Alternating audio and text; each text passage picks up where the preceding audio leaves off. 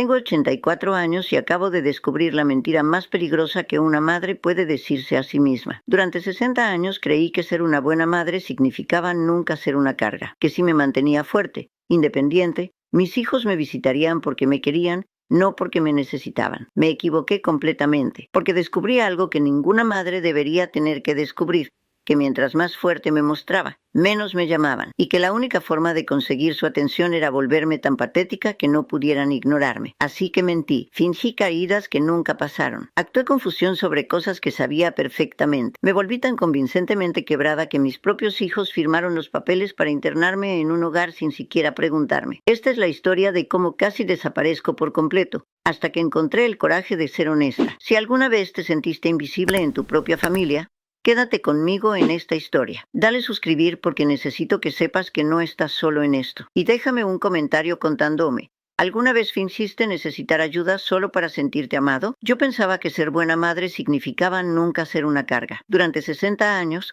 desde que nací aquí en Córdoba, siempre creí eso. Una buena madre se las arregla sola. Una buena madre no llama llorando a medianoche. Una buena madre no se convierte en el problema que sus hijos tienen que resolver entre el trabajo y sus propias familias. Carlos y yo criamos a nuestros 3 hijos con esa filosofía. Son independientes, les decíamos. No dependan de nadie. Y ellos aprendieron bien. Demasiado bien. Quizás. Cuando Carlos murió hace 12 años, mi hija Ana me ofreció mudarme con ella y su familia. Recuerdo ese día perfectamente. Estábamos sentadas en mi cocina, la misma cocina donde había preparado miles de comidas para mi familia. Ella olía a ese perfume caro que siempre usa, ese que cuesta más que mi pensión de un mes. Mamá, me dijo, su voz quebrada como cristal, no tenés que hacer esto sola. Yo miré por la ventana hacia el jardín que Carlos había plantado. Las rosas todavía florecían, como si no supieran que él ya no estaba, como si la vida pudiera seguir igual sin la persona que la había cuidado durante 47 años. ¿Estoy bien? Mi amor, le dije, esta es mi casa. Aquí están todos mis recuerdos. Pero la verdad era otra. La verdad era que tenía miedo. Miedo de convertirme en la vieja del rincón que huele a remedios y que interrumpe las conversaciones en la cena. Miedo de ser la abuela que los nietos visitan por obligación, no por cariño. Los primeros meses después del funeral fueron difíciles, pero yo era fuerte. Seguía cocinando para una sola persona. Seguía viendo mis programas de televisión. Seguía regando las rosas de Carlos. Me las arreglaba perfectamente bien. Y ahí estaba el problema, porque mientras más fuerte me mostraba, menos me llamaban. Al principio era comprensible. Todos estaban ocupados con sus vidas. Ana con su trabajo de contadora, Miguel con su taller mecánico y la pequeña Sofía terminando la universidad en Buenos Aires. Pero después de 6 meses, me di cuenta de algo que me heló la sangre. El teléfono había dejado de sonar. Era un martes de marzo. Lo recuerdo porque había llovido toda la noche y mi jardín olía a tierra húmeda y esperanza. Me desperté como siempre, a las 6 de la mañana, preparé mi café, prendí la radio para escuchar las noticias y entonces me senté a esperar. Esperé toda la mañana, toda la tarde. El silencio en mi casa se volvió tan espeso que podía escuchar el zumbido de la heladera como si fuera un animal agonizando. Mi propia respiración sonaba extraña,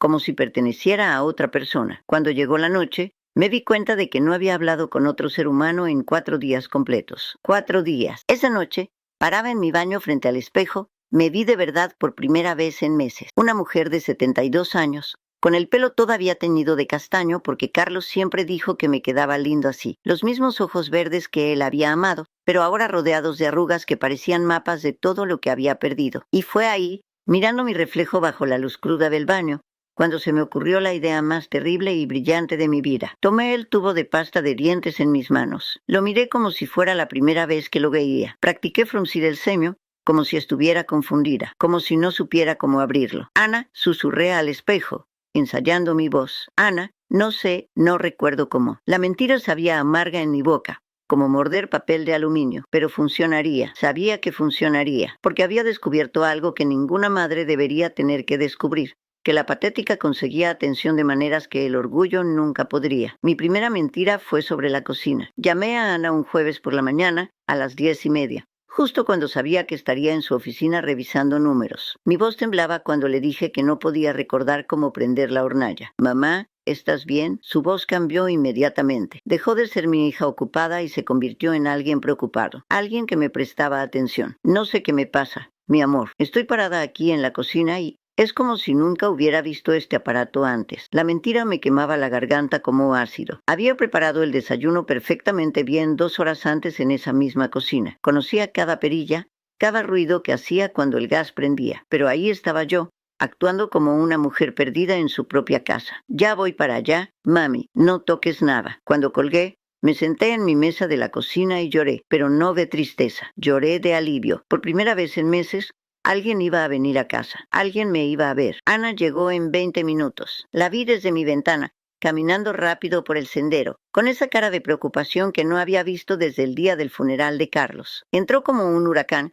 revisando cada cosa en mi cocina como si fuera una escena del crimen. Mamá, mirad, me dijo suavemente, tomando mi mano y mostrándome la perilla que yo había usado miles de veces. Así se prende, ¿te acordás? Fingí confusión. Fruncí el ceño como había practicado frente al espejo. Ah, sí, creo que sí. Se quedó conmigo toda la tarde. Preparamos juntas el almuerzo, aunque yo podría haberlo hecho con los ojos cerrados. Me habló de su trabajo, de los chicos, de cosas cotidianas que no habíamos compartido en meses. Cuando se fue, me besó en la frente como cuando era niña. Te voy a llamar todos los días. Dale. Y cumplió. Todos los días, religiosamente, sonaba mi teléfono. Mi casa ya no era un cementerio de silencio. Era un lugar donde alguien se preocupaba por mí. Pero una mentira siempre necesita otra mentira para sostenerla. La segunda vez fue con el control remoto. Le dije a Miguel que no podía recordar cómo cambiar los canales. Él llegó ese mismo sábado con su caja de herramientas, pensando que tal vez el aparato estaba roto. Lo vi arrodillado frente a mi televisor, sus manos trabajadoras tratando de arreglar algo que funcionaba perfectamente. El sonido del destornillador contra los tornillos me atravesaba como gritos. El aserrín se sentó en mis muebles como evidencia de mi engaño. Mamá, ¿está funcionando bien?, me dijo, confundido. Probá ahora. Actué sorprendida cuando los canales cambiaron normalmente. Qué raro, antes no funcionaba. Pero cuando me abrazó antes de irse, cuando me dijo cualquier cosa me llamás, sentí algo que no había sentido en meses. Me sentí necesaria, y así se volvió mi adicción. Cada semana inventaba algo nuevo. Una caída en el baño que nunca pasó. Confusión con las fechas. No pude recordar los nombres de mis vecinos que conocía desde hacía 30 años. La mentira más elaborada fue la caída en la ducha. Me acosté en el piso del baño a las 5 de la mañana, practicing my confused voice. El azulejo frío contra mi mejilla me recordaba dónde estaba realmente, en el suelo de mi propia actuación. La cortina de baño olía a moho y a mi propia desesperación. Me hice moretones presionando muy fuerte contra el borde del lavatorio. Dolor real para una mentira fabricada. Cuando llegaron los tres juntos, algo que no había pasado desde el funeral, casi me olvido de seguir actuando. Los vi a través de mis párpados entrecerrados, sus caras llenas de terror genuino, y por un momento quise decirles la verdad. Pero entonces Ana tomó mi mano y me dijo, mamá, no podés seguir viviendo sola. Es muy peligroso. Y Miguel agregó, vamos a encontrar un lugar lindo, confiante que te cuide bien. Y Sofía, mi bebé, apenas susurró, perdónanos por no habernos dado cuenta antes. Ahí fue cuando entendí lo que había hecho realmente. No estaba mintiendo para conseguir amor. Estaba enseñándoles que el amor era condicional, que solo merecía su atención cuando era una carga lo suficientemente pesada como para que no pudieran ignorarme. Cada mentira requería una mentira más grande. Estaba construyendo una prisión de impotencia y entregándoles las llaves a mis propios hijos. Y lo peor de todo era que funcionaba. Mientras más rota fingía estar, más amor recibía. Pero ese amor sabía a medicina. Te lo tragarás porque sabes que es necesario, pero nunca te alimenta realmente. Esa noche, después de que se fueron, me senté en mi cocina y miré hacia el jardín de Carlos. Sus rosas seguían floreciendo, hermosas e independientes, como yo solía ser, antes de decidir que desaparecer era más fácil que arriesgarme a ser olvidada. La línea entre fingir y la realidad se disolvió un martes por la tarde. Había perdido mis llaves. Otra vez, pero esta vez era diferente. Esta vez no era parte de mi actuación. Estaba parada en mi cocina, rebuscando en el mismo cajón por tercera vez. Mis manos temblaban, no de actuación, sino de pánico real. Los objetos familiares de toda la vida se veían extraños, como utilería en la casa de otra persona. Mi taza de café favorita, la que Carlos me había regalado en nuestro primer aniversario. La cuchara de madera que había usado para revolver miles de guisos. El bloc de notas donde anotaba las recetas que ya no recordaba. Todo se veía ajeno. ¿Dónde están?, murmuré, y mi propia voz me sonó como la de una extraña. Había estado practicando ser quebradiza por tanto tiempo que me había olvidado de cómo se sentía estar entera. Esa noche no pude dormir. Me quedé despierta en mi cama, mirando las sombras que la luna dibujaba en el techo, preguntándome si la confusión que había sentido ese día era real o si mi mente había decidido hacer el trabajo por mí. ¿Cuántas veces podés actuar que estás perdida antes de perderte de verdad? A la mañana siguiente encontré algo que me heló el alma. Había una carpeta manila sobre mi mesa de la cocina, elegante,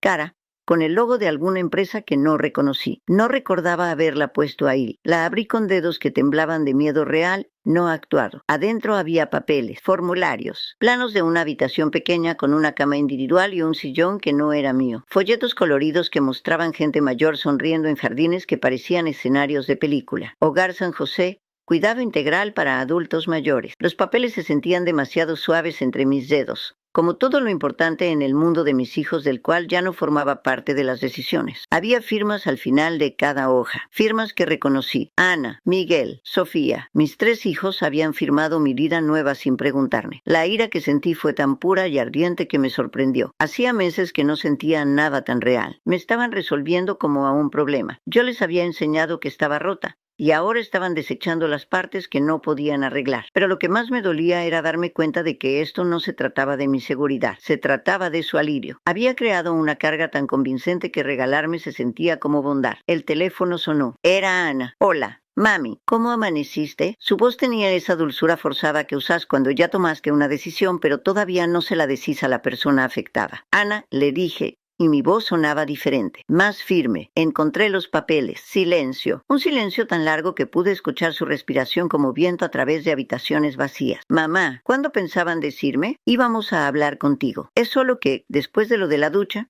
y con todas las cosas que se te olvidan. ¿Y si te dijera que me acuerdo de todo? Otro silencio. Este más peligroso. ¿Qué querés decir? Y ahí, sentada en mi cocina a los 84 años, tomé la decisión más valiente y más aterradora de mi vida. Nunca me caí en esa ducha. Ana. Las palabras salieron como piedras de mi boca, pesadas, irreversibles, como los moretones me los hice yo, presionando contra el lavatorio. La confusión con el control remoto era mentira. Lo de la cocina también. Todo era mentira. Podía escucharla respirar del otro lado de la línea, como si el aire se hubiera vuelto demasiado espeso para sus pulmones. ¿Por qué? Porque se habían olvidado de que existía. Mi voz se quebró, pero no de actuación. Se quebró porque la verdad duele más que cualquier mentira que hayas construido para evitarla, porque mientras más fuerte me mostraba, menos me llamaban, y descubrí que la única forma de conseguir que me vieran era volverme invisible para mí misma. Mamá, yo, 6 meses sin llamadas. Ana, 6 meses donde fui tan independiente, tan, sin problemas, que desaparecí de sus vidas completamente. Entonces aprendí que ser patética conseguía atención de maneras que el orgullo nunca podría. Cuando colgué, el silencio en mi casa sonaba diferente. Ya no era el silencio de la soledad impuesta, era el silencio de la elección. Me levanté, tomé la carpeta manila y la rompí en pedazos. Cada desgarrón sonaba como libertad. Los fragmentos cayeron al piso de mi cocina como confeti en una celebración que nadie más entendería. Por primera vez en meses, el silencio en mi casa se sentía elegido en lugar de impuesto. Había pasado tanto tiempo fingiendo necesitar ayuda que me había olvidado de cómo se sentía ayudarme a mí misma. Esa noche, mientras preparaba mi cena, algo que podía hacer perfectamente bien y siempre había podido hacer. Entendí algo terrible y hermoso a la vez. Prefería estar sola siendo yo misma que acompañada siendo alguien que fingía ser. La pregunta ahora era, ¿vendrían a visitarme tal como soy o simplemente me dejarían desvanecerme en la distancia? Esta mañana me desperté y no fingí confusión. Preparé mi café como lo había hecho durante 60 años. Fuerte,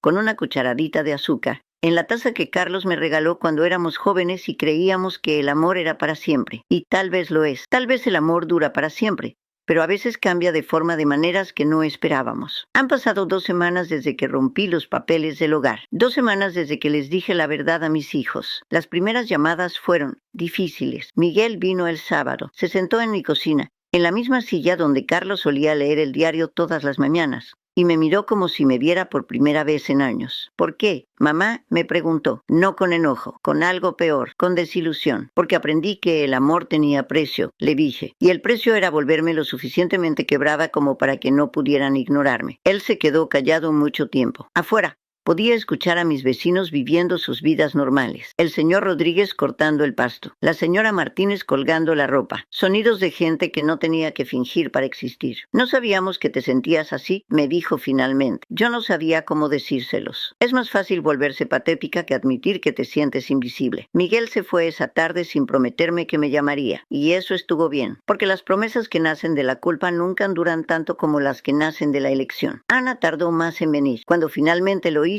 trajo a los nietos. Pequeño Juan, de 8 años, que siempre había sido tímido conmigo, como si yo fuera algo frágil que podría romperse si hablara muy fuerte. Y Lucía, de 12, que me miraba con esos ojos grandes que ven todo. Abuela, me dijo Lucía mientras tomábamos té en el jardín, ¿es cierto que fingiste estar enferma? Los adultos se tensaron, pero yo miré a mi nieta a los ojos, esos ojos que tenían el mismo verde que los míos, que los de Carlos, y le dije la verdad. Sí, mi amor. ¿Por qué? Porque a veces los adultos hacemos cosas tontas cuando tenemos miedo. ¿Miedo de qué? De que se olviden de nosotros. Lucía pensó un momento, mordisqueando una galletita que habíamos hecho juntas esa tarde, sin ayuda fingida, sin confusión actuada. Solo una abuela y su nieta, haciendo galletitas como había hecho con Ana cuando era pequeña. Pero abuela, me dijo finalmente, yo nunca me podría olvidar de ti. Haces las mejores galletitas del mundo. Y ahí, en mi jardín, con el olor de las rosas de Carlos flotando en el aire tibio, me di cuenta de algo que había sabido toda mi vida pero había elegido olvidar. El amor verdadero no necesita actuación. Sofía fue la última en venir. Mi bebé,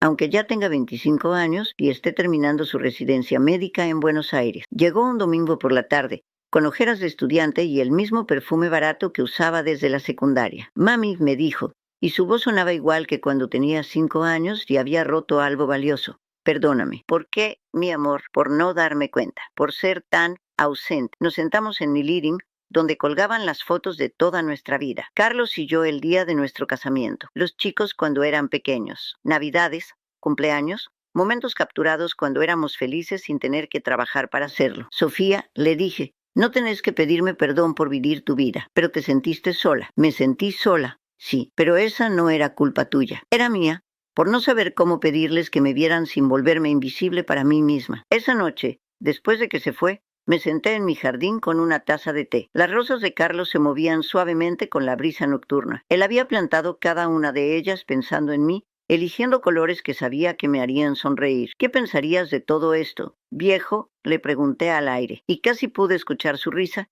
esa risa que había amado durante 47 años, que tardaste mucho en darte cuenta de lo obvia que sos. Elena, porque esa era la verdad que había estado evitando todo este tiempo. Yo no era invisible, era obvia en mi fortaleza, obvia en mi independencia, obvia en mi capacidad de cuidarme sola, y había confundido ser obvia con ser olvidable. Hoy es jueves, hace exactamente un mes que rompí los papeles del hogar. Ana me llamó esta mañana, no para verificar si estaba viva, no porque le preocupara que me hubiera caído. Me llamó porque quería contarme que Juan había aprendido a hacer divisiones. Usa el método que vos le enseñaste, me dijo. Se acuerda perfectamente. Después de colgar, me quedé sentada en mi cocina, escuchando los sonidos normales de mi casa. La heladera zumbando suavemente. El reloj de pared marcando los segundos. Los pájaros en mi jardín cantando sin audiencia. Y por primera vez en mucho tiempo, el silencio sonaba como paz en lugar de abandono. No sé si mis hijos van a visitarme más seguido ahora. No sé si van a llamar porque me extrañan o si van a dejar que me desvanezca gradualmente en sus memorias ocupadas. Pero sé esto.